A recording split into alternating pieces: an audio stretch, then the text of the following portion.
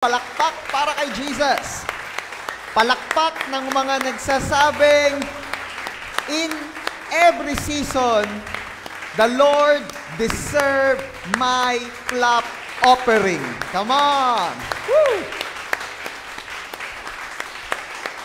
Palakpak ng mga nagsasabing, all of my life, in every season, you are still God, and I have a reason to worship.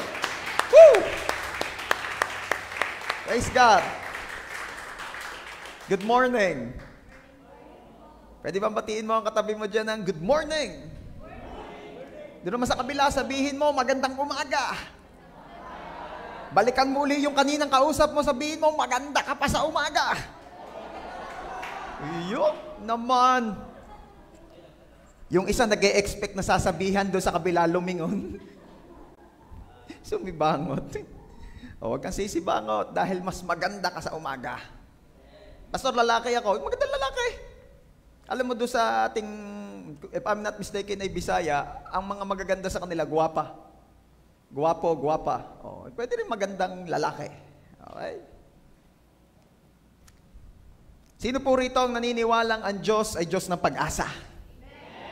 Sino po rito nagsasabing ang Diyos na nagbibigay pag-asa? Amen? Alam niyo po, ang Diyos ay napakabuti dahil hindi kailanman siya nagkulang sa pangangailangan natin. At isa po sa mga kailangan talaga ng tao sa buhay ay hope. Everybody say hope. Pag-asa. Ano? At sabi ko nga sa inyo, since our God is a very generous God, kahit pag-asa, hindi niya tayo tinitipid. Wow. Okay? Alam niyo kasi, hindi lang natin minsan na-appreciate, pero yung pag-asa, yan ay something precious na yan ay nai-share. Yan ay naiibigay. O, diba? Sino rito yung nakaranas na ikaw ay humingi ng pag-asa at binigyan ka ng pag-asa? That's the one. Oh, di ba? May pag-asa ba ako? Meron. Edi magandang balita yun. Di ba? Sa madaling salita, naiibigay ang pag-asa. At nakakalungkot din naman yung mga taong umasa pero pinaasa. Di ba? So sa madaling salita po, itong pag-asa can be given. Ito'y something precious na nai-share, naiibigay. And once again, let me remind you, our God is so generous na kahit hope, hindi siya nagtitipid sa atin. Amen? Okay. Ngayon pong umaga, pag-uusapan natin, mga simbolo ng pag-asa.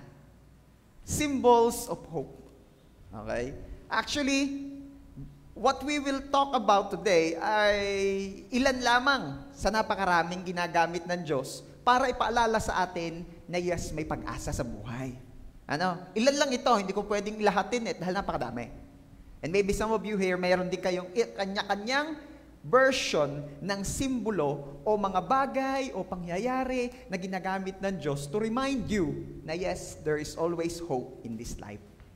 Okay? Kaya ito po ang pag-uusapan natin sa biyaya ng Diyos. But before that, tayo pong mag-pray. Lord, salamat po dahil ikaw ay Diyos ng pag-asa. You said in your word that you know the plans you have for us. Plans to prosper us and not to harm us. Plans to give us hope and a future. Thank you so much, Lord. Lord, we pray na sa lahat ng aming mapapag-usapan today, samahan niyo po kami. Bless the lips of your servant as I preach your word. Bless the ears and the hearts ng mga makikinig. We ask forgiveness sa aming mga kakulangan, sa aming mga kalabisan, sa lahat na aming mga nagawang kasalanan. Forgive us, O God. Cleanse us with your most precious blood. And Lord, we pray na ang wisdom niyo po ang siyang maranasan namin sa mga oras na ito. Ilayo niyo po kami sa anumang gawa ng kaaway. Ilayo niyo po kami sa anumang mga kalituhan, sa anumang mga hindi ka nais-nais na mapag-usapan. Bagkos, lead us, O God, sa iyong karunungan. Lead us, O Lord, sa iyong salita. Mahayag lamang ang gusto niyong mahayag at huwag yung ganang amin lamang. Salamat po, Ama. Unto your loving hands, we entrust and dedicate this service. Pagpalain niyo po ang lahat ng makakarinig, maaabot ng aming mga mapapag-usapan sa araw na ito. At walang ibang maluwalhatit mataas, kundi ang tanging pangalan mo lang, Lord Jesus. Once again, Lord, we dedicate to you this day, we dedicate to you this service. Be blessed, O God. At bunga na lang po nun, mapapagpala ang iyong mga anak. Salamat po, Ama. To you alone, all the glory and honor. Ito po ang aming prayer. In Jesus' name, amen. Sige nga po, the best uling palakpak para kay Jesus. Okay. Symbols of hope. Mga simbolo ng pag-asa. Alam niyo po, in order for someone na maiwasan ang pagkalimot, gumagamit siya ng mga reminders. Yan. Sino po rito yung sa mga opisina ninyo o sa trabaho nyo, gumagamit kayo ng mga sticky notes? Ayan, sticky notes. Merong bumibili ng sticky notes, merong nag-i-improvise. Pero mag-ingat kayo sa improvise, hindi mo alam kung ano ang nagpapakapit doon. Okay? Hindi mo alam, pwedeng kanin or something that's sticky. I don't know, maaari may mga pumapasok na sa isip nyo, I don't want to mention it. Ano pa? Marami. May mga simbolo. Sino po dito nung nag-aaral ka o pumapasok ka ay gumamit ka rin ng mga ilang symbols just to remind you of an answer sa exam. Diba? Merong mga ganun, nagkakatingin na, no? Yung mga, pag nakita ng proctor or ng teacher or ng guide, yung something na yon, could be a piece of paper or what, walang ibang nakakaintindi kundi ikaw. Meron mga ganun dito? Ay, mga kautak ko. Yung nahuli. Ano yan? Tinitingnan mo yan. Ala, ako ganun ho kung mag-isip guguhit-guhit ho kung ganyan. Pero wag ka, may meaning yung mga guhit na yon. Ikaw lang ang nakakaintindi, pero formula yon. Ano mga utak mo, Pastor? Wala eh, hindi pa ako nakakakilala kay Lord ng mga panahong yun eh. Okay? Symbols. Ginagamit upang ikay mapaalalahanan. Pag nagdadrive ka, ano mga nakikita mo mga symbols sa paligid?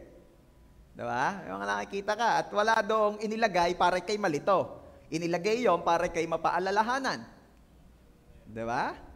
Wala ka makikita na intersection, ang nakalagay na symbol sa mga 500 meters away ay drive fast. Wala, ang nakalagay doon, slow down. Once again, to remind you. And yes, even sa pag-asa, may ginagamit po ang mga Diyos na simbolo.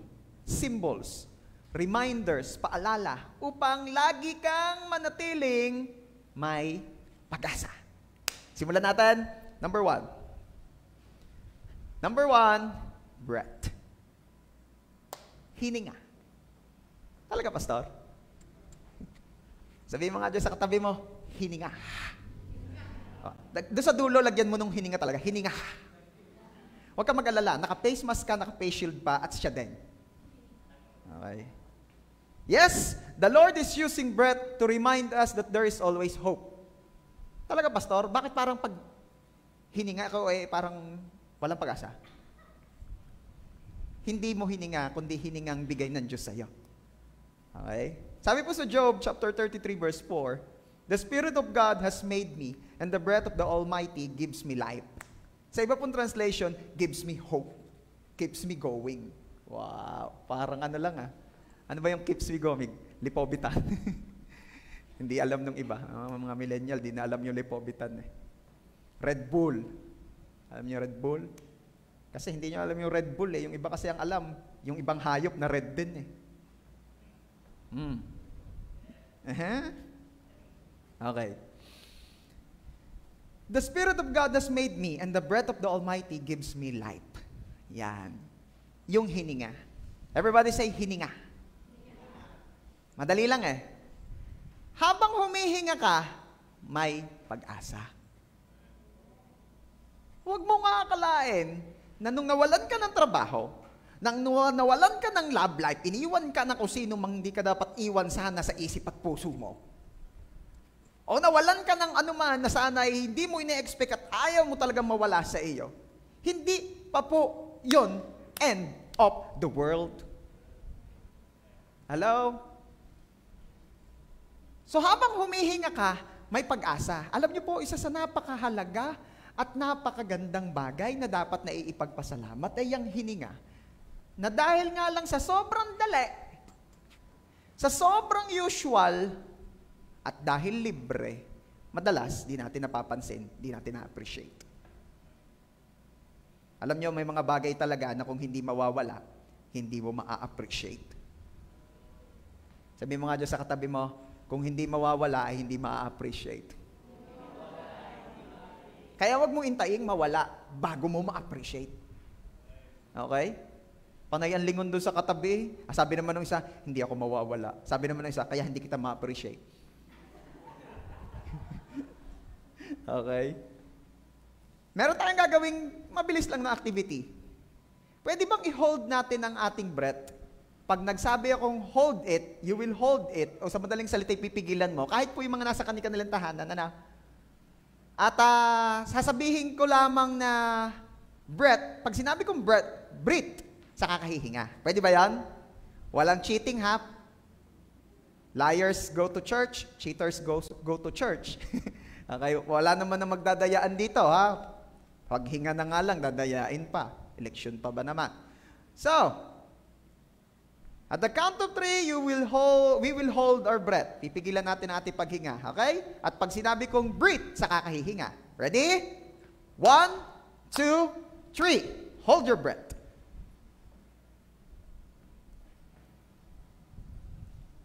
The God I know, righteous and holy, the God I know, strengthen. Lord, bahala na po kayong mag-deal doon sa mga nahinga na. The God I know.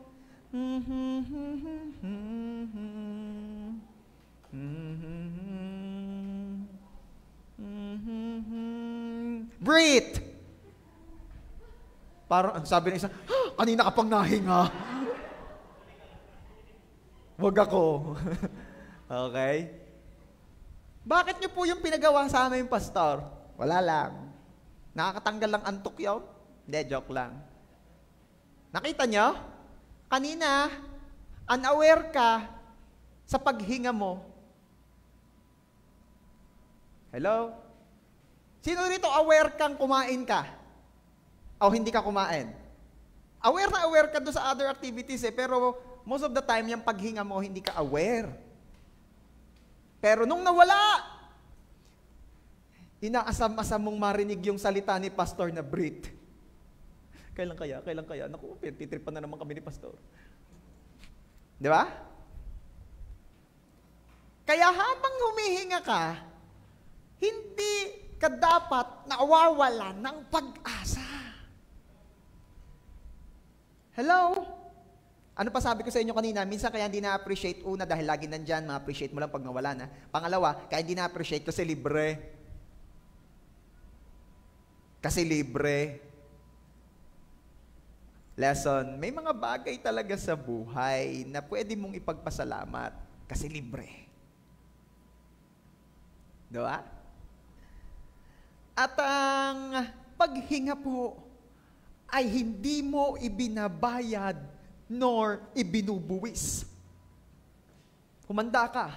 Pag ang bansang iyong tinitirhan, kinabibilangan, ay nag-impose na ng tax sa bawat paghinga mo, lumipat ka na ng bansa. Hello? Yung may tax na ang paghinga, hindi natin yun naiisip at hindi natin yun na-appreciate kasi nga, hindi ganon. Kasi nga, libre.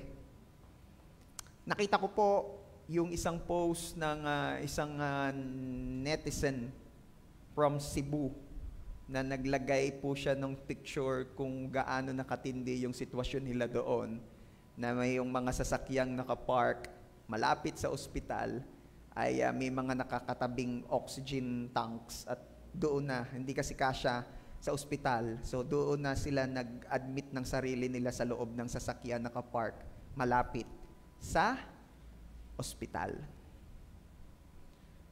Ma-appreciate mo lamang ang paghinga kapag nawala yan o kapag nahihirapan ka na. Okay? Anong lesson, Pastor? How can you say that breath ay symbol of hope? As long as you're breathing, there is hope.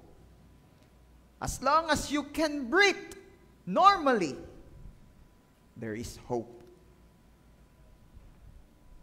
Sino rito mga nahinga pa? Halata naman. Huminga ka. Kasi may pag-asa. May pag-asa pa. Genesis chapter 2 verse 7, Then the Lord God formed the man of dust from the ground and breathed into his nostrils the breath of life. And the man became a living creature. Buhay ka dahil hiningahan ka ng Diyos. Okay? So, ibig sabihin, God is expecting na yung mga hiningahan niya ay nagpapaka, quote-unquote, buhay. You know what I mean? Doon sa nagpapakabuhay. Meron kasing buhay lang pero patay ang pag-asa. Meron kasing buhay lang pero kasi parang patay na kasi ay wala na. Ano bang wala na? Wala na akong pera. O tapos, wala na. Ay, ano kailangan gawin ng walang pera? Wala nang magagawa, wala nang pera. O di maghanap buhay at na magkapera. Paano maghanap buhay? Wala nang pera. Ano? Ang hirap kausap nung ganun. Pinag-pray mo na, in-encourage mo na, tinuruan mo na, willing ka pang magbigay ng tulong pinansyal, mag-move on at mag-move forward lang. Pero kung yung tao mismo yung nagde-decide na hindi na, quote-unquote, maging buhay kahit buhay pa siya, yan ang isa sa mga nakakaawang nilalang. Sabihin mo nga dyan sa katabi mo, buhay ka, kaya magpakabuhay ka. Diba? Ang dami buhay na buhay pero parang patay. Nagigets niyo ako? Buhay na buhay pero parang patay. Kasi nga daw wala ng pag-asa. Basta buhay, may pag-asa. Di ko na lang kasi makita eh. Pero there is a verse in the Bible na ang sabi, ikaw ay blessed kung ikaw ay buhay pa. Better is a living dog than a dead lion. May ganong verse. Mas maigi pa raw ang buhay na aso kesa sa patay na leon. Di ba? Aanin mo nga naman yung mighty lion. Mighty nga yan, malaki, malakas, patay naman. Magaling pa yung aso, miski dus-dusin at patagi-tagilid ang lakad na gayo, talaga namang para na lang, living dead na ang itsura. May mga napuntahan na kong bahay ang mga aso'y gayon, mga sumbe. Matatakot ka dahil hindi ka pa nakakagat, madikitan ka lang, tatakot ka na dahil sa kung anong pwedeng maisalin sa balat mo. Technique daw talaga yun, strategy daw talaga yun ng may-ari. Living dead ang mga aso mga sumbe. Ganun daw ang kain, itig ka kaunti lang. Okay. Mas maigi pa raw yung asong mahina na buhay kaysa sa mighty lion pero patay. Hello? So kung ikaw, wala ka mang trabaho ngayon, wala ka mang love life ngayon, wala ka mang masyadong maraming pera ngayon, sino ba tao talaga? Ang talagang literaling walang pera. Hello? Daig ka pa ng mga nagpapalim mo sa labas. May pera. Meron at meron tayong pera, hindi lang karamihan, dumadaan doon sa puntong hindi karamihan. Okay? So kahit paano man sitwasyon mo ngayon, hanggat buhay ka, ano sabi ko? Hanggat buhay ka, lamang ka pa rin kay Steve Jobs na patay na. Hello? Lamang ka pa rin kay Lucio Tan na patay na. Kay Henry C. na patay na. Mayayaman gayon, pastor. Di kayo mayayaman yon? Big time yon. Oh, pero ba't lamang ka pa rin? Kasi buhay ka pa. Sabi mo nga dyan sa katabi mo, hanggat humihinga may pag-asa. Naks, sabi naman ng babae, pero wag kang umasa. Naks naman, pakipot pa, sinagot mo na, pakipot pa rin.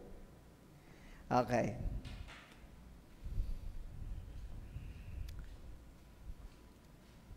Ang atin pong hininga ay paalala sa atin ng Diyos na may pag-asa pa.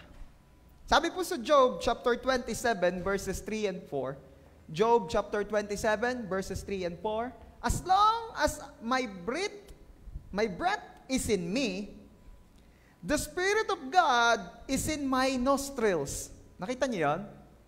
Yan palang paghinga ay sumisimbolo o nagpapaalala that the Spirit of the Lord is in you. Galing, no? My lips will not speak falsehood, and my tongue will not utter deceit. Habang humihinga ka pala, hindi pala talaga dapat nakakarinig ang tao, lalo tigit ang Diyos, ng anumang reklamo dyan sa bibig mo. Napakalapit eh, sabi ni Job. Hanggat ako'y humihinga, alam ko na ang Espiritu ng Diyos ay nasa nostrils ko. Nasa na nostrils mo? Nasaan? Meron ba nahinga rito sa batok? Ano ka, whale? Di ba yan, nostrils mo? It doesn't matter kung matangkad o ano yan, mahalaga may butas. Di ba? Kaya nga lamang na lamang daw yung malalaki yung butas eh. Hindi hirap huminga. Kaya pag nagbubulihan kami noon, pag may tropa at hindi mahihirapan daw huminga at malaki yung butas, sasabihin namin, harapan ka pa? Bully. Anyway, sabi ni Job, hanggat ako'y humihinga, ang Espiritu ng Diyos ay nasa sa akin. Nasaan daw? Nasa nostrils niya. Kaya ang labi ko'y hindi magsasalita ng anumang hindi makalulugod sa Kanya. Ang lapit kasi. Di ba? Ikaw ba? Halimbawa, yung katabi mo, may issue ka dyan sa katabi mo, kunyari lang ha. Ikaw kayo magsasalita ng mga bagay against dyan sa katabi mo ng malakas na maririnig niya. Di ba hindi? Siyempre, maririnig eh. Oh.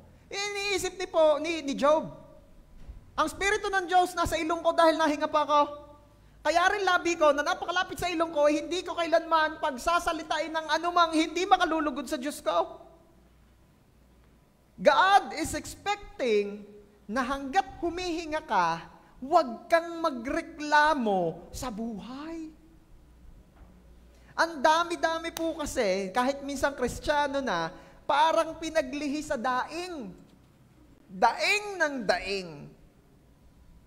Ay, Lunes na naman. Sarap sagutin. Sunod-sunod yan. Linggo kahapon. Ay, Martes na naman. Ano naman? Ako, ganito na naman. Ako, Linggo na naman. Ba't lagi na lang? Ang araw-araw na yan, pagpapala ng Diyos. Kaya nga, umabot ka ng Martes kasi humihinga ka pa. Ay. Again, God is expecting na as long as you're breathing, ang hinihingit, ine-expect ni Lord na lalabas dyan sa bibig mo ay pasasalamat, papuri, at hindi reklamo, at hindi daing. Okay? Kaya, pag ikaw ay may nakasamahan sa church or sa life group, at nagdadadaing na naman sa iyo, tanungin mo. Halimbawa sabi, ano ka Brad, kamusta ka? Ay, ito, naku, mukhang pahirap na naman ang pahirap ng buhay. Mukhang wala na naman kaming kakainin. Mukhang kami na naman ang pinakamahirap sa barangay namin. At mukhang hindi na naman makakapag-aral ang mga anak ko nang dahil sa kahirapan namin. Tanungin mo, sabihin mo, Brad, mag-e-amen na ako. Brad, mag-e-amen. Sis, mag-e-amen na ako. Saan? Diyan sa mga dinideklara mo. Huwag naman. Para matauhan. Lalo na yung sino dito yung may mga nakakausap ka, tapos idinadamay ka pa. Uy, kamusta? Ito, di ba? Ang hirap-hirap ng buhay natin ngayon. Ikaw naman, hindi, ikaw lang. Ako hindi. At hindi ganun kadami sa ngayon, pero sa biyaya ng Diyos ay sapat at misa'y lumalabis pa. Ay hindi, talagang taghirap tayo ngayon. Ikaw na lang kung gusto mo. Huwag mo na akong idamay. Mahirap ang buhay ngayon. Sino may sabi? Are you with me? Ano ang ina-expect ng Diyos sa atin habang tayo humihinga? Psalm 150 verse 6. Psalm 150 verse 6. Pwede niyo po akong tulungan magbasa? 1, 2, 3, go. Let everything that has breath praise the Lord. Inulit pa, praise the Lord. Di ba yung kinakanta ng mga worship leader nating kababaihan? Di ba? Alam niyo yan? Anong chorus nun? Let everything that has praise the Lord forever. Di ba? Yun. God is expecting that everything that has breath, praise Him. Kaya pwede ba, kung humihinga ka, wala kang lisensya para mag-murmur sa buhay? Pastor, ito may just to release. Just to release. Okay, just to release. Pero kung araw-araw mong ginagawa yan, hindi na release ang tawag dyan. The Lord is expecting na as long as you're breathing, praise His name. Okay? So ito po isang simbolo ng Diyos na ginagamit to remind us that there's always hope. Hininga. Okay? Number 2. By the way, bago tayo proceed sa number 2, pwede bang palakpakan mo ng the best to Jesus?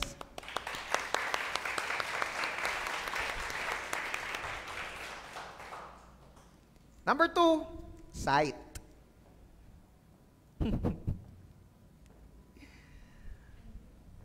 Apaka-basic po nitong pinag-uusapan natin. Very basic na mga bagay sa buhay. Bakit? Kasi yan nga eh. Yan nga yung mga laging ginagamit ng Diyos to remind us, pero di natin napapansin. Kasi nga sobrang basic. Okay? Everybody say, sight. Paningin. Okay? Alam niyo po, isa pang paraan ng Diyos to remind us na lagi pa rin may pag-asa ay sa pamamagitan ng ating mga paningin. Okay? Kasi hanggat may nakikita ka, ibig sabihin, may pag-asa. Pwede ba tingnan mo yung katabi mo? Tingnan, nahiya pa eh. Tingnan mo. Ayan. Anong nakikita mo dyan sa katabi mo? Ha? Babagong dating. Huwag mo na sabihin na babagong dating. Ikaw talaga naman. Ano nakikita mo dyan sa katabi mo? Face shield daw. Ano pa? Face mask. Gusto ko makita mo na siya ay alive and kicking. Ano ba yung sabihin, pastor, nung alive and kicking? Buhay at sumisipa pa. Gusto mo sampaul? Gusto kong makita mo na siya ay ang gara-gara, ang kisig-kisig. Bongga siya, day. Bongga. Gusto kong makita mo na amidst ng ating sitwasyon ngayon, most especially yung economic ng bansa, look at her or look at him. Parang walang problema. Ang laking bagay talaga ng may nakikita. Okay? Kaya gusto ko rin, alam niyo yung, gusto ko rin yung pagka nagbabrowse ka sa social media, nakikita mo na may mga kasama, tropa, kapatid, kapatiran na pinapagpala. Ako naniniwala, merong naiinggit, pero sa atin, tayo'y natutuwa na nakaka-breakthrough sila amidst our situation. Nakita mo, may nagpapagawa ng bahay. Wow naman! Nakakatuwa naman ari mga ari. At tapos nakita mo, may nagpa-dedicate ng bagong sasakyan. Wow! May bagong jeep. Wow! Nagpa-dedicate. Diba? Tapos nakita mo, aba, bago ang motor. Yan naman. Hindi yung, bumili ng bagong motor, hindi pa nga nakakabayad ang tuition ng anak? Nakain na naman sa labas. Sabi, pagka nakasakwentuhan naman sabi, wala daw bang pambili ng bigas. Di kaya sa labas na kumain, walang bigas. Yun lang naman yun, kayo naman. Masyado ka judgmental. Hello? Kaya, God is using our sight to remind us na, uy, may pag-asa. May makikita ka pa eh. matakot ka at mawalan ka ng pag-asa, yung pagmulat mo ng mata, ikaw na lang ang nasa mundo. Yung pagmulat ng mata mo, wala ka ng ibang makita. Ano kayo, nagdilim na? Tapos na ata, nasa na ako, Lord. Patawarin niyo po ako sa mga kasalanan ko. Biglang nagsisi, ano? Hello? Doon ka mawala ng pag-asa. Pastor, minsan naman nga ho yun nga, doon ako nawawala ng pag-asa pagmulat ng mata ko't nakita ko na naman ng asawa ko, ako ari na naman. Hanggang kailan ako magtitis sa'yo? May pag-asa pa. Bakit? Buhay pa nakikita mo pa. Hello? Ayun nga ho pag namulat ng mata ko, nakikita ko na naman ang kalagayan namin Magaling nga ho yung pikit. Pagmulat ko yun na naman Alam mo, ibig sabihin lang, kaya nakita mo, kasi pinamulat ka pa uli. Pinamulat ka pa uli. Another day ng pag-asa. Hello? Aring ating pinag-uusapay, napaka-basic na may alam na nating lahat ito, paalala na lamang. Bakit? Kailangan natin ito. Kailangan nating patuloy at patuloy na mamuhay ng may pag-asa. Bakit? Kailangan na Lalo ganitong panahon. Ngayong ganitong panahon ka pa ba naman mamubuhay ng walang pag-asa? Kawawa ka na. Pag-asa na nga lang ang meron yung iba. Are you with me? Kaya maganda ito yung napapag-usapan. Sabi mo sa 2 Kings chapter 6 verse 17. 2 Kings chapter 6 verse 17. Then Elisha prayed and said, O Lord, please open his eyes that he may see. So the Lord opened the eyes of the young man, and he saw, and behold, the mountain was full of horses and chariots of fire all around Elisha. Ito po ay nung panahon na meron pong isang kingdom na nag-seek ng help from Prophet Elisha. At dahil sila po ay under siege or under attack, sila po ay aatakihin ng maraming kalaban. At sila po ay underdog or undernumber. At sila po ay tatalunin dahil kakaunti sila. So they seek help from Prophet Elisha. At natatakot na yung isang binatang kasama roon dahil sa nakikita na niya ang parating na kalabay, napakadamay. Ang sabi ni Elisha, huwag kang matakot at dahil ang Lord ang ating backup. Sabi naman nung binata, wala naman, ano bang backup? Wala man akong makita. Everybody say, walang makita. So, anong ginawa ni Elisha? Nag-pray siya. Sabi niya, O Lord, please open his eyes that he may see. Lord, buksan niyo po ang paningin ng batang aray at nang makita niya. So the Lord opened the eyes of the young man, and he saw, and behold, the mountain was full of horses and chariots of fire all around Elisha. Pinag-pray na ni Elisha na makita ng binata kung ano ang nakikita niya. Tinugon ng Diyos at hinayaan ng Diyos na makita nga ng binata ang nakikita ni Elisha. And behold, ano ang nakita rin ng binata? Chariots, horses and chariots of fire ang nakapaligid. Yun ang pinadalang backup ni Lord. Alam nyo, maganda rin na naiipag-pray, kagaya nung binata, pinag-pray ni Elisha. Maganda rin na naiipag-pray, Lord, open my eyes that I may see. Open my eyes that I may see. Buksan niyo po ang mata ko at nang makita ko. Pastor, bukas naman pero ba't di ko nakikita? Maaaring bukas, pero hindi nakikita ang gusto ng Diyos na makita mo.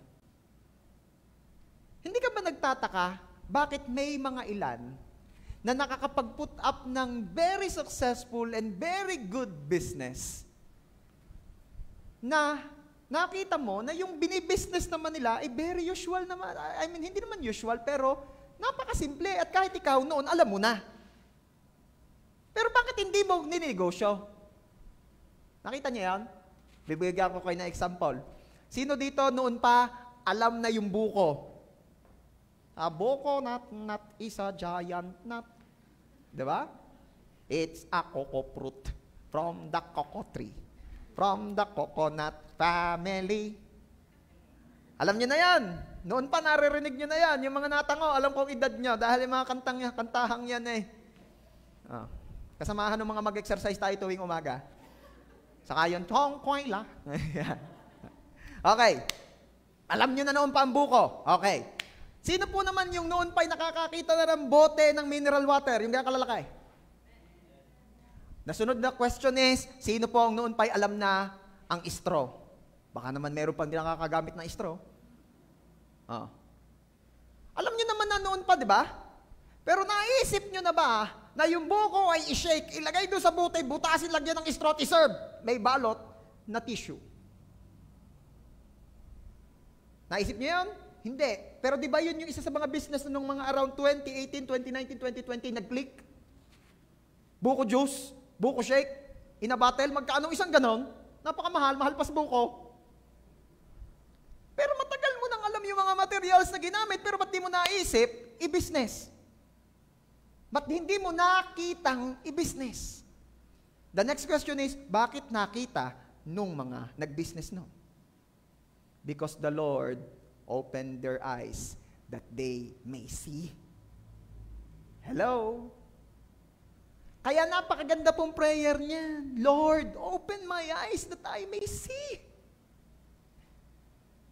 That I may see that there is hope in spite of. Pag-pray mo.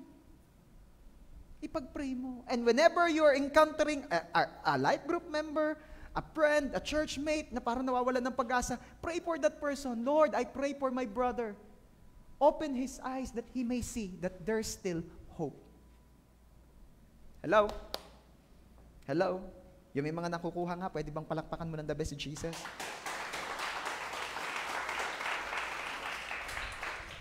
Pwede ring mapagpala ka sa nakikita ng iba.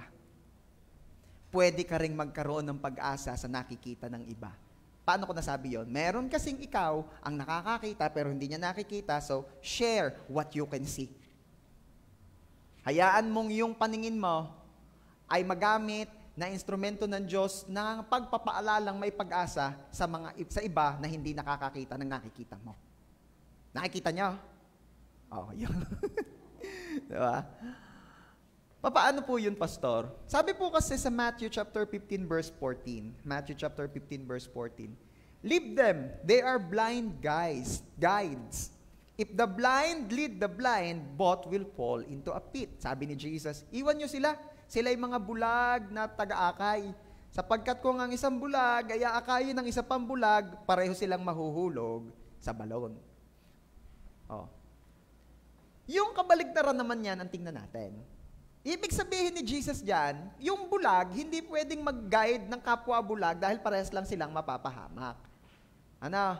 Kaya napakalaging bagay na ikaw na nakakakita ng mga gustong ipakita ng Diyos upang manatili ang pag-asa sa iyo, ay nag-guide dun sa hindi nakakakita. Kaya ang daming nahuhulog sa balon ng kawalang pag-asa dahil sila-sila, parehong mga bulag ang nag-aakayan. Nasaan tayong nakakakita ng mga gustong makita ng Diyos? Nasaan tayo? Kaya nga, kung ikaw ay blessed to see hope amidst this situation, ikaw ay binigyan din ng Diyos ng task to lead others na hindi pa nakikita yon. Are you with me? Laging may pag-asa. Paalala mo yun, huwag kang manawa. May nakikita ka pa bang pag-asa rito? Yes, meron. At kung meron kang nakikitang pag-asa, then ikaw mismo dapat nagli-lead, nag-guide. Akayin mo yung mga hindi na makakita nun sa sitwasyong ito. Amen? So once again, another symbol of hope na ginagamit ni Lord in our life is our sight. Number 3, touch. Everybody say touch. Pastor, mukhang iisa-isahin nyo talaga yung senses Hindi naman. It just happened na talagang yan ay ginagamit ng Diyos. Nakita ko na ginagamit ng Diyos na simbolo ng pagpapaalalang may pag-asa. Okay? Sino mag-a-agree sa akin na yung may mga pagkakataong ikaw ay discouraged at nawawalan ka na ng pag-asa, pero yung may lumapit sa iyo at tinatch ka or tinap ang balikat mo, it gives you hope. Wala naman sinabi. Anong ginawa, pastor? Ginanong ka lang sa balikat. Siguro nakita kang down, nilapitan ka, ginanong ka sa balikat, sabay umalis na. Hello? Anong nangyari sa iyo doon? Nagising ho ako. Ako naman hindi man ako nawawalan ng pag-asa. Ako inaantok na. Ako please lang huwag kayo matulog sa church. Kaya pala itinap ng usher. Kasi nakikita pikit na. Okay. Ganun talaga, in the presence of the Lord, there is peace. Kaya talaga medyo nakakaantok. Okay. Gina-justify ko na kayo, ha? Sa halip magalit, gina-justify na. Okay. Diba? Kasi, yung simpleng tap sa back o sa balikat, ay sobrang dami na nang nasabi. Kaya mo yan, sige lang, go pa, sige lang, nandito ako. Diba? May lamok. Meron din naman kasing hindi na, paalala lang church, ha, tap lang, tap. Ganun lang. Hindi dagaab, ha? Meron kasing, gaganunin pa yung kamay, oh.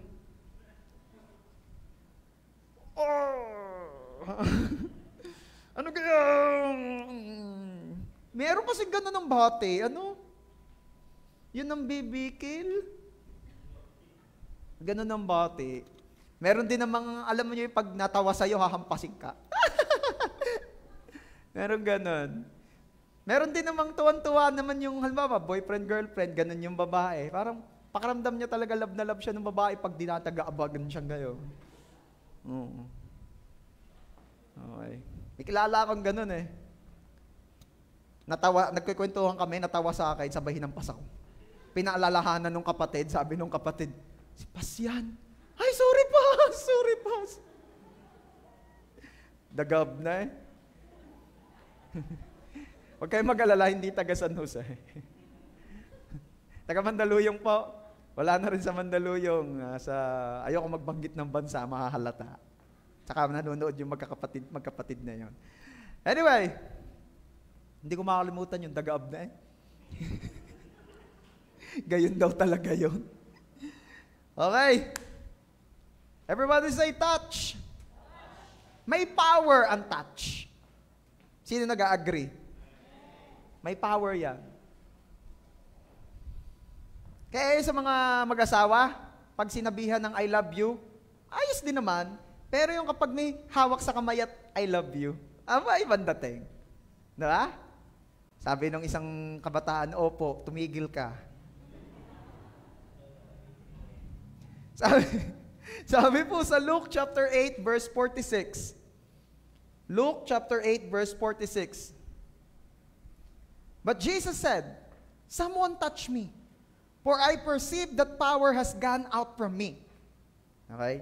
Ito po kasi doon sa kwento nung yung babaeng dinudugo for 12 years, mahipo ko lamang ang laylaya ng damit ng Panginoong Jesus, ako'y gagaling na. At nahipo nga niya at naramdaman ni Jesus, may humipo sa kanya, may lumabas na power.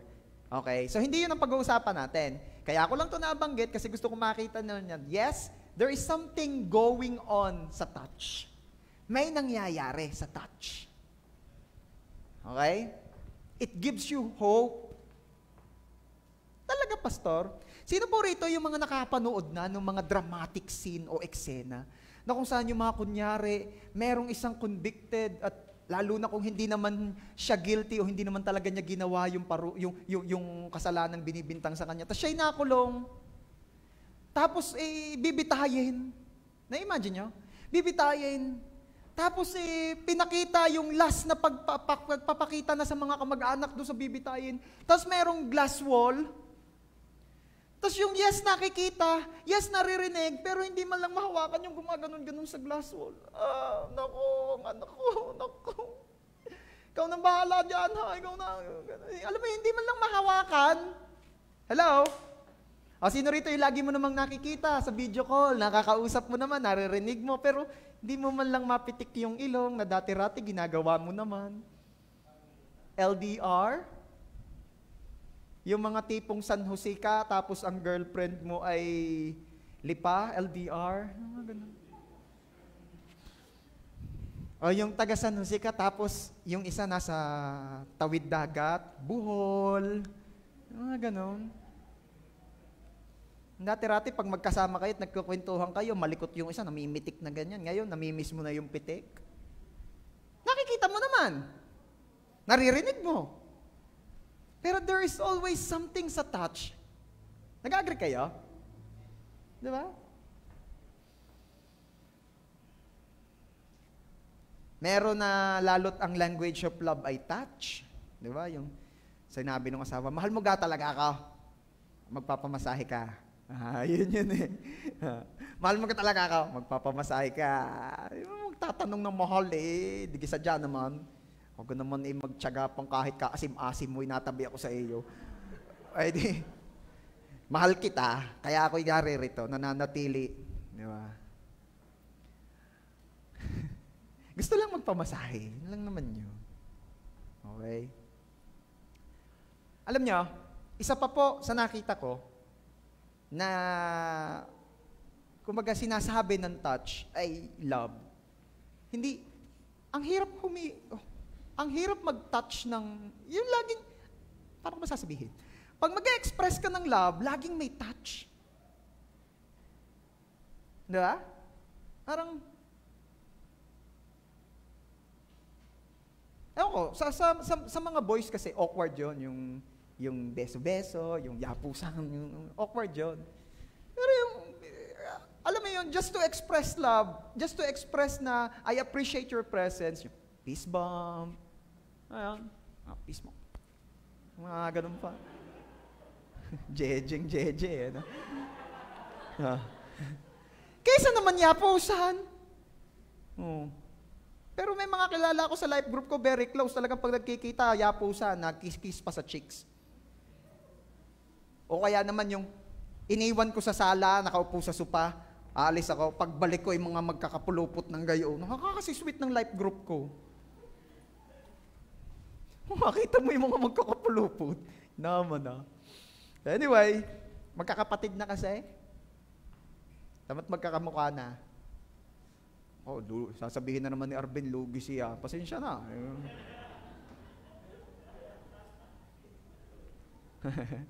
Okay. Di ba, laging ano yun, yung to express love. Sabi po sa Mark chapter 1, verses 41 and 42, Mark chapter 1, verses 41 and 42, move with pity. He stretched out his hand and touched him and said to him, I will be clean. And immediately the leprosy left him and he was made clean. Ito po ay nung time na merong isang may ketong na lumapit kay Jesus upang humingi ng kagalingan. Nakita ninyo na naawa muna si Jesus bago tinouch. Love muna bago yung action. Laging ganun. Laging ganun. So pwede nating i-consider din na yung touch, nagre-remind sa atin ng hope kasi there is somebody or group of people na loving you in spite of. Okay? So yung love, pwede mo rin siya i-consider as God's symbol of hope. Hanggat may nagmamahal sa iyo, may naniniwala sa iyo, may pag-asa pa. Kaya napakahalaga rin na may mga pagkakataong vocal tayo sa mga mahal natin. I believe you. I believe in you. Ako believe ako sa iyo, naniniwala ako sa iyo, kaya mo yan. May mga pagkakataon kasing purga na tayo sa paalala at sa sermon. Baguhin mo naman ang formula. Encourage mo naman. Di ba, halimbawa, ano ka ga? Hanggang kailan ka magbibisyo?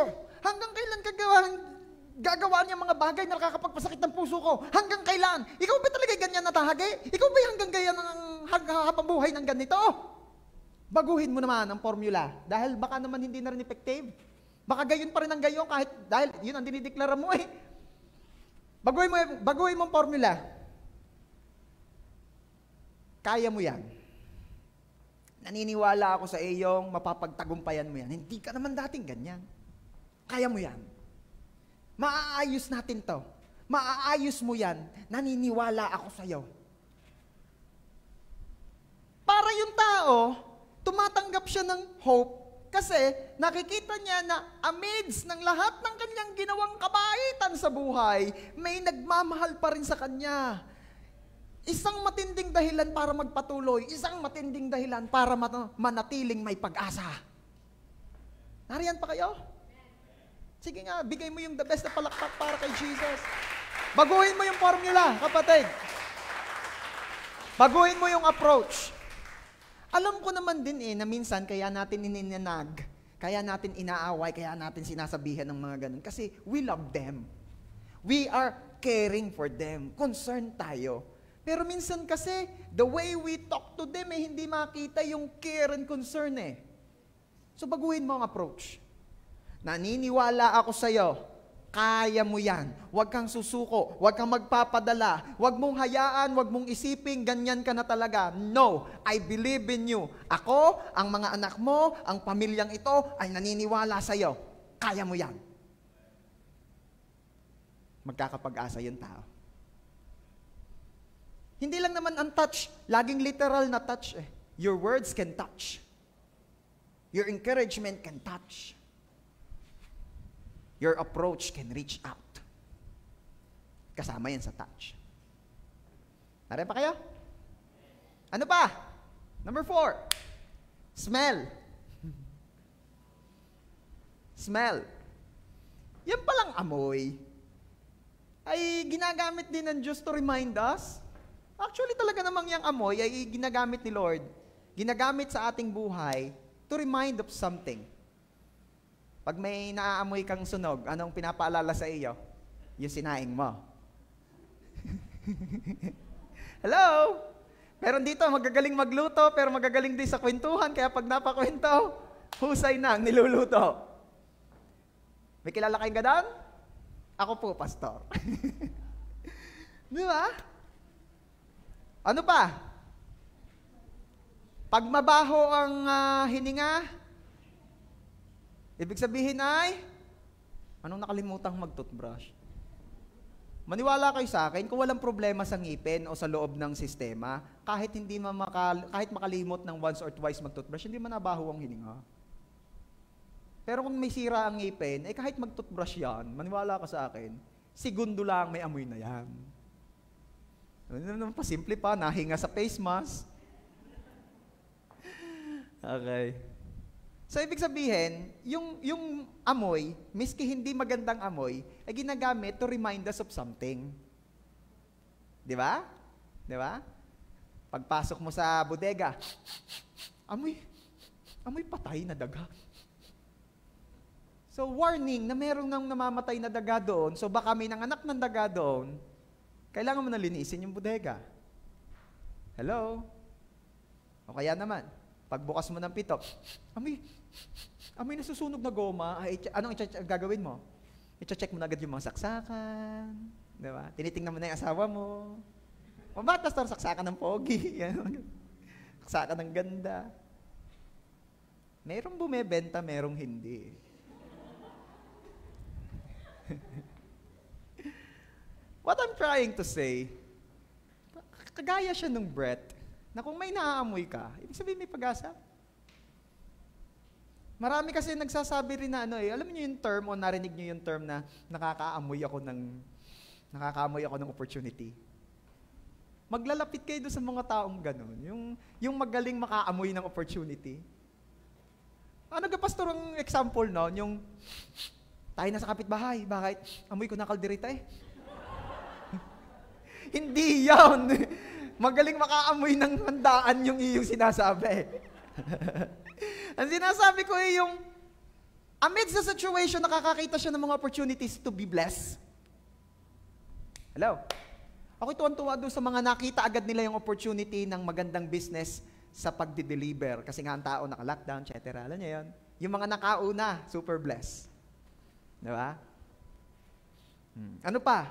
Yung, alam mo na, ano na naman, lockdown na naman, ganyan. Tapos, ganitong panahon, yung parang ang sarap, may kinakain ka sa bahay, ganyan. Kaya parang naisip mo, magtinda kaya ako ng kasaba cake, yung mga ganun. Oh. Opportunities. Kagaya ng ginagawa ko ngayon. No? I'm taking the opportunity to plug the business of my wife. Di ba? Andiyan na po yung mga orders nyo. Oh, ayan. Mamaya po, matitikman nyo na ang kasama ni Pastora. Okay. For more inquiries, kindly comment po doon sa comment section na mine. Ilan na ba viewers natin dyan?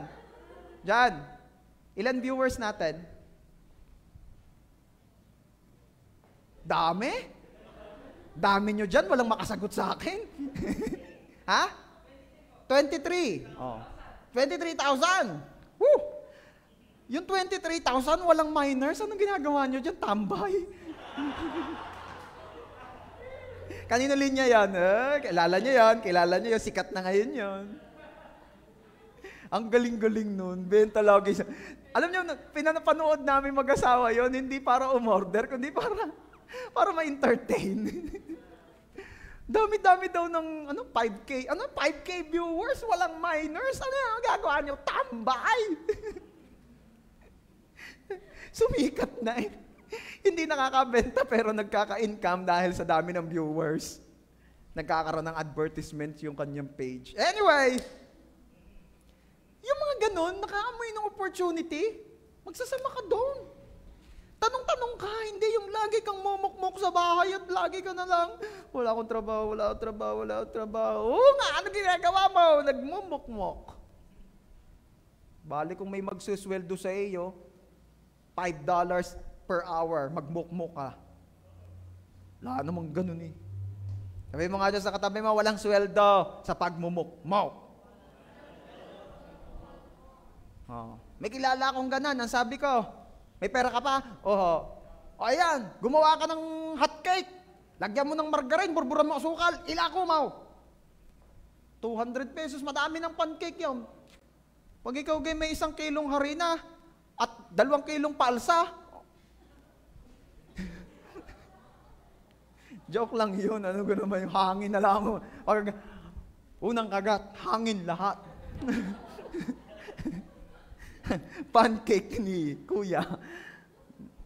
Joke lang yun, pero ibig ko sabihin, come on!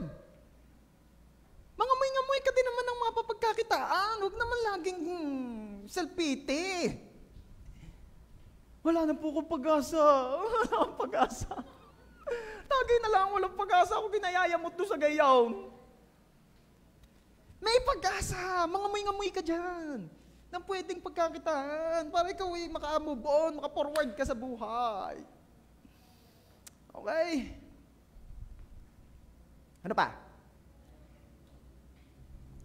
Minsan kasi may mga taong nawawalan na ng, minsan naman kasi medyo valid yung sila'y nawawalan ng pag-asa minsan.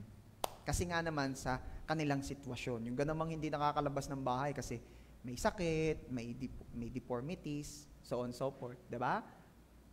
Pero, yung amoy ay ginagamit din ng Diyos to remind you of your past victories, of the things that is outside na minsan nga i-deprive ka na. Diba? Sino po rito yung hindi ka talaga na nakakagala, talagang church bahay ka lang. Tapos, pag sa bahay, hindi ka na nakakapunta ng Jollibee, yung mga ganyan. Tapos may dumating sa inyo na galing Jollibee, wala naman dala kundi amoy. Sino nagkabisita na ng ganyan? Walang dala kundi amoy. Amoy na amoy Jollibee. Di ba?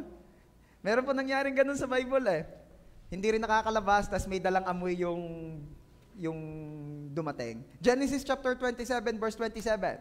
Yeah. Genesis chapter 27, verse 27. So he came near and kissed him. And Isaac smelled the smell of his garments and blessed him and said, See, the smell of my son is as the smell of a field that the Lord has blessed. Yan. Sino yan? Si Jacob o si Esau?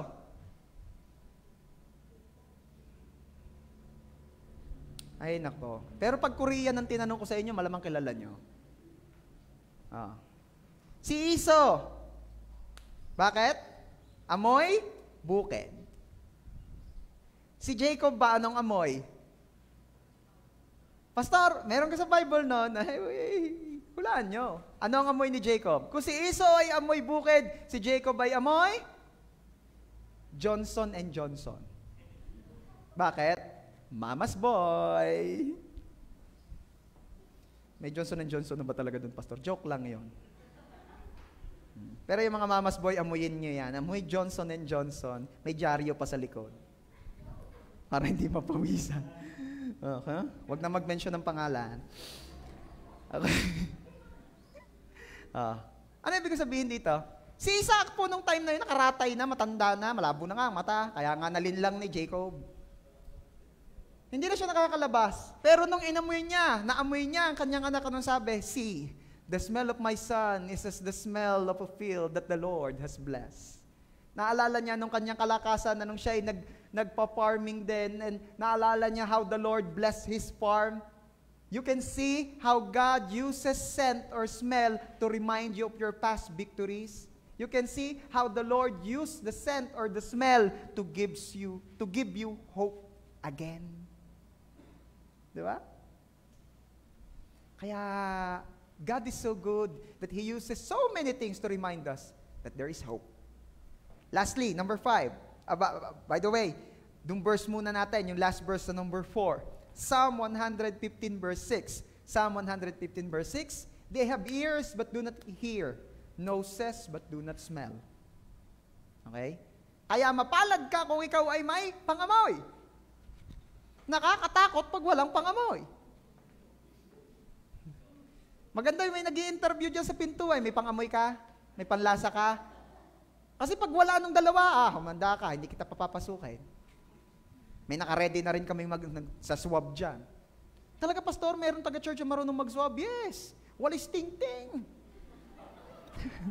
Kaya kung may nararamdaman ka, huwag ka nang magtangkang pumunta dito. Sabi nung verse, meron daw mga may ilong pero walang pangamoy. Kaya kung ikaw ay may pangamoy, bless ka. Okay? Kung ikaw ay may pangamoy, nakakaamoy ka pa, bless ka, may pag-asa ka pa. Okay, number 5 na tayo. Symbols of hope. Ano ba yung mga simbolo ng pag-asa? Walang iba kundi mismo ang Diyos. And actually, church, si Lord ay hindi lamang simbolo, siya mismo ang source ng pag-asa. Okay? Ang Diyos po hindi lang simbolo ng pag-asa, siya mismo ang source ng hope. Hindi ko na nilagay dyan. Alam nyo naman, Jeremiah 29:11. The Lord declares, "For I know the plans I have for you. Plans to prosper you and not to harm you. Plans to give you hope and a future." Ganda. Sobrang usual ng verse, pero minsan kung kailangan ay saka nakakalimutan. Ano ang ibinibigay ng Diyos sa iyong pangako niya sa iyo? Prosperity. Ano pa? Protection. Ano pa? Magandang plano. May plano ang Diyos sa buhay mo. Maaaring may mga taong walang plano sa buhay niya, pero ang Diyos may plano para sa iyo. Maganda. Umayon ka lang at magaganda ang buhay mo. Ano pa ang binibigay ng Diyos? Magandang kinabukasan. At ito yung gusto kong i-highlight. Pag-asa. Yes, God is not just a symbol of hope. He is the source of hope.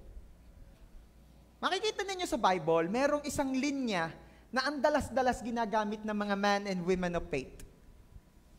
Ang dalas makita sa Bible. Ano yon? Bibigyan ko kayo ng isang example. 1 Kings chapter 22 verse 14.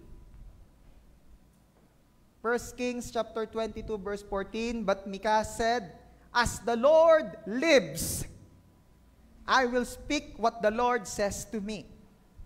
Everybody say, "As the Lord lives."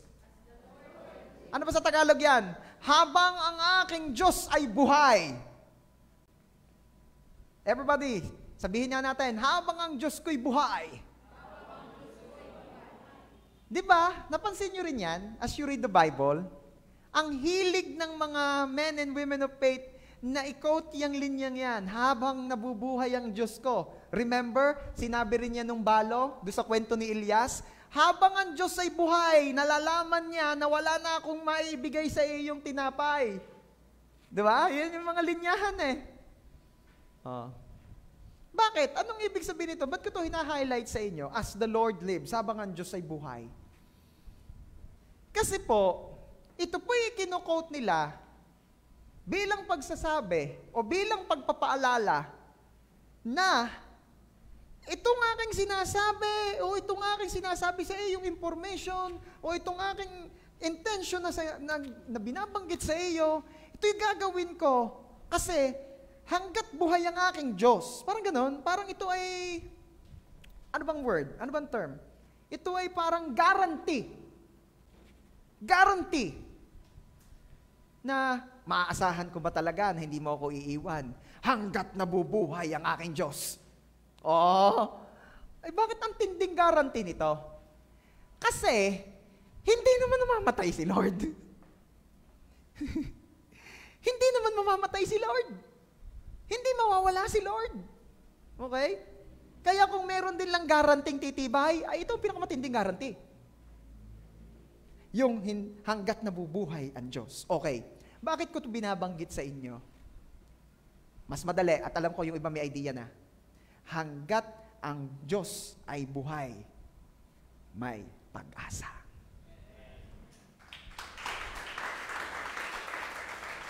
Praise God. As the Lord lives, there is hope. Sino po nagsasabi rito na ang Diyos na pinaniniwalaan, pinananampalataya at pinaglilingkuran mo ay Diyos na buhay? Kailan may di mamamatay. Therefore, maniwala ka kapatid, as long as the Lord lives, there is hope. Woo!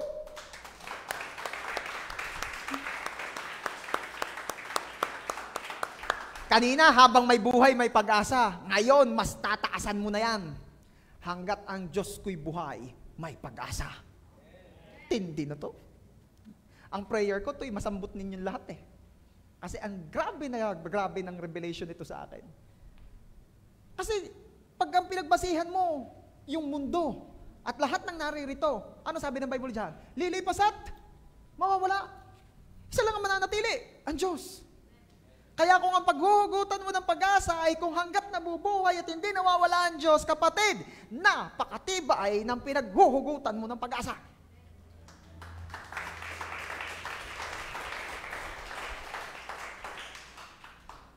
Kaya ako po ay naniniwala na sa ating mga napag-usapan ngayon, sa biyaya ng Diyos, yung mga pumasok ditong lupaypay at walang pag-asa, o yung mga nakaraan pa na wala na ng pag-asa sa sarili mo, sa sitwasyon mo, o sa kapamilya mo, sa kung sino mang mahal mo sa buhay. Ngayon, church, sinasabi ko sa iyo at naniniwala ako, as the Lord lives, there is hope. Pwede ba sabihin natin lahat, as the Lord lives, there is hope. Habang ang Diyos ko'y buhay, may pag-asa. At hindi naman mamamatay ang Diyos, di ba? Kaya hindi mamamatay ang pag-asa mo, kapatid. Pwede ba tayong tumayo? Palakpakan natin si Jesus, come on. Woo! The best of palakpak para kay Jesus.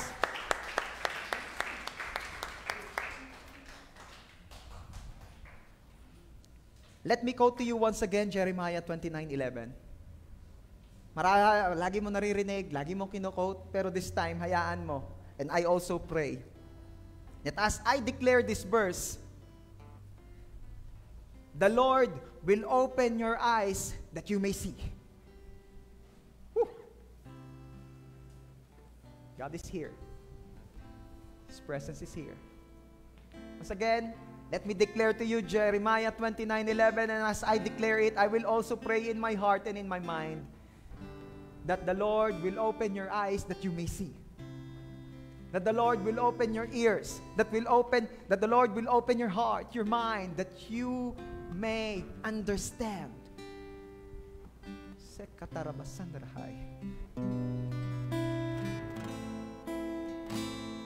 Jesus, we praise you. We honor you. We glorify your name. We believe that you are here because you said in your word, the two or more gathered together in your name, you're in the midst of them. We believe that you are here, O God. Hayaan niyo pong lahat ng salitang nahayag ngayon ay mag-manifest sa amin. In Jesus' name. Oh Lord, we pray, makita namin at maunawaan pa ng lubos ang pangako mo. You said in Jeremiah 29:11, "For I know the plans I have for you, plans to prosper you and not to harm you, plans to give you hope and a future." Lord, I pray,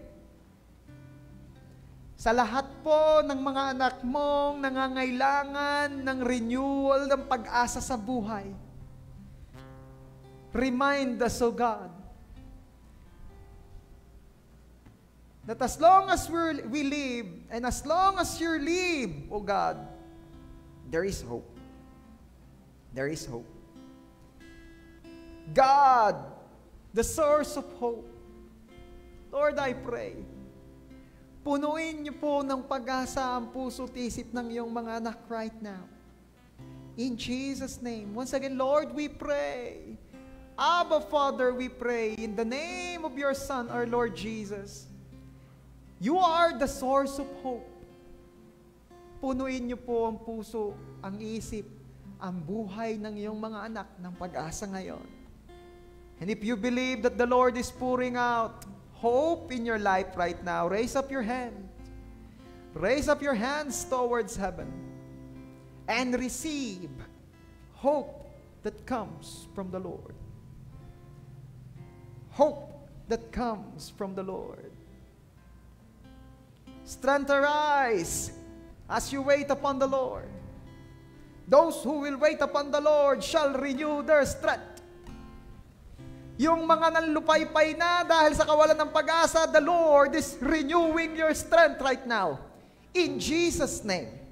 The Lord is renewing your strength. And you will arise like an eagle. Ikaw ay lilipad. Ikaw ay mag-move forward. In Jesus' name. Because the Lord is renewing your hope. God is renewing someone's hope today. I can feel it and I can see it. The Lord is renewing your hope. Woo! Pinupuno ka ng Diyos ng pag-asa ngayon. Lahat ng nawala ng pag-asa, lahat ng tinamad na at umayaw ng umasa, the Lord is renewing the hope in you. For God declares that my plan for you is to give you hope. God is the source of our hope. Receive it in Jesus' name. Mga nawalan na ng pag-asa ang magkatrabaho muli, receive hope na magkatrabaho muli in Jesus' name. Lahat ng nawalan na ng pag-asa sa kanyang business or to put up his or her own business, receive this new hope of business opportunity in Jesus' name. Lahat ng nawalan na ng pag-asa na siya'y hindi na makakatapos ng pag-aaral kasi matagal na siya nag-stop, I am declaring and releasing hope in you, hope for you right now. In Jesus' name, lahat ng mga pending, lahat ng may pending at nawawalan ka na ng pag-asa dahil ang tagal-tagal na, I am declaring and releasing hope in you right now. Receive it in Jesus' name. Receive it. Woo! Lahat ng antagal-tagal nang nag-iintay ng partner in life, I am declaring and releasing hope to you right now. In Jesus' name. Mas pasasarapin pa ng Diyos ang pag-iintay mo dahil punong-puno ka ng pag-asa. Woo! Oh, Lord, we know you. You are the God who gives hope. We know you. We know you. Kilala ka namin, kaya kami ganun ka-confident na lumapit sa iyo. Kasi kilala ka namin. Because you're a generous God. You're a generous God. And you are generous in giving hope to your people. Woo! Lord, fill our hearts and fill our minds with the hope that comes from you. In Jesus' name. Lahat ng nawawalan na ng pag-asa ng mga nakarang araw, kung magbabago o mag-aayos pa ang kanyang mahal sa buhay. It could be your partner in life. It could be your son. It could be your daughter. It could be anyone na mahal mo. I am declaring and releasing hope to you. Hope. Pag-asa. Pag-asa. At habang umaasa ka, may nangyayari. God is working and moving behind the scene. In Jesus' name. Kung ang Diyos nangako, hindi lang pangako. Ginagawa niya, tinutupad niya. Once again, for the very last time, let me declare to you Jeremiah 29:11. God declares, I know the plans that I have for you. Plans to prosper you, not to harm you. Plans to give you hope and a future. Woo! Thank you so much, Lord. Thank you so much, Father. Let me pray for you, church. Lord, narinig niyo po ang aming mga hinihiling, inilalapit, deklarasyon at mga pinanampalataya at pinaniniwalaan. Narinig niyo pong lahat yun. At salamat, Panginoon, because you said in your word na lahat ng naririnig mong pinag-uusapan namin, ginagawa mo. Kaya salamat, Lord, dahil once again, pinuno niyo po ng pag-asa ang iyong mga anak.